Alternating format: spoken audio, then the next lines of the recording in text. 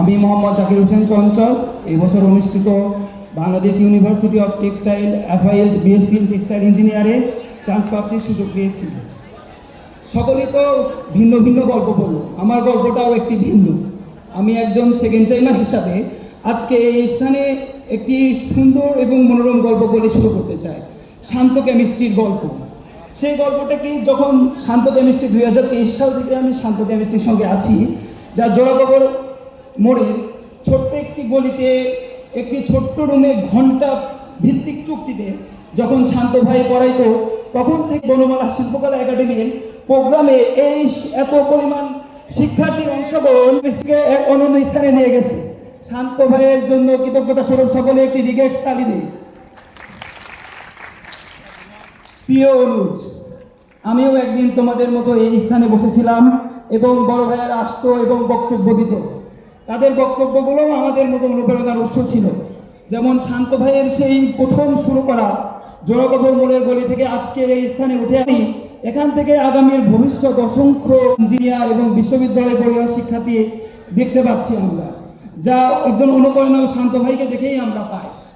প্রিয় অনুজীবন, জীবনের আজকে যে শান্ত কেমিস্ট্রি কর্তৃক কৃতি শিক্ষার্থী সংবর্ধনা এবং বিদায় অনুষ্ঠান,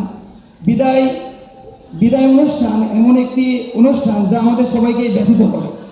এখানে এইচএসসি 26-এর বিদায় অনুষ্ঠান দেওয়া হচ্ছে। কিছুদিন পরেই তোমাদের এইচএসসি পরীক্ষা এবং এইচএসসি পরীক্ষা পরবর্তী সময়ে তোমাদের অ্যাডমিশন জার্নি শুরু হবে।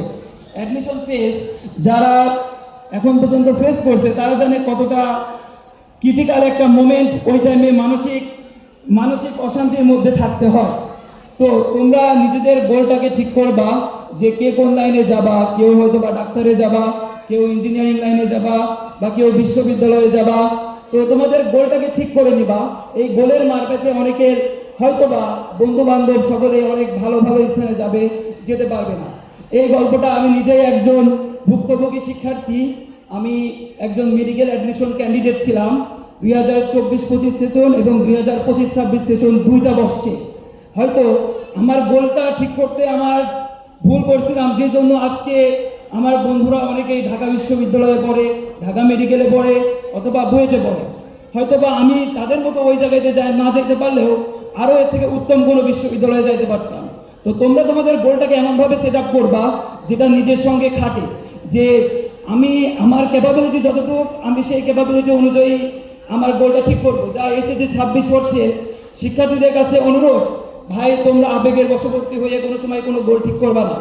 এটা কোনো ক্যারিয়ার সামিট না, এটা কোনো একটা কৃতি সংবর্ধনা এবং বিদায় অনুষ্ঠান। তোমাদের একজন ভুক্তভোগী বড় ভাই হিসাবে, উপদেশমূলক হিসাবে তোমাদের বলতে চাই, নিজেদের গোলটাকে ঠিক করে নিবা। পরিবারের চাপ বা বন্ধু বান্ধব মেডিকেলে যাচ্ছে দেখে আমারও মেডিকেলে যাইতে হবে এমন কোনো কথা না। মেডিকেলে না গেলেও ইঞ্জিনিয়ারিং আছে বা ভার্সিটি আছে। মোট কথা নিজের ক্যাপাবিলিটি অনুযায়ী নিজের পরিমাপটা বুঝে অ্যাডমিশন জার্নিটা শুরু করবা এবং সকলের জন্য সর্বোপরি সাফল্য কামনা করি।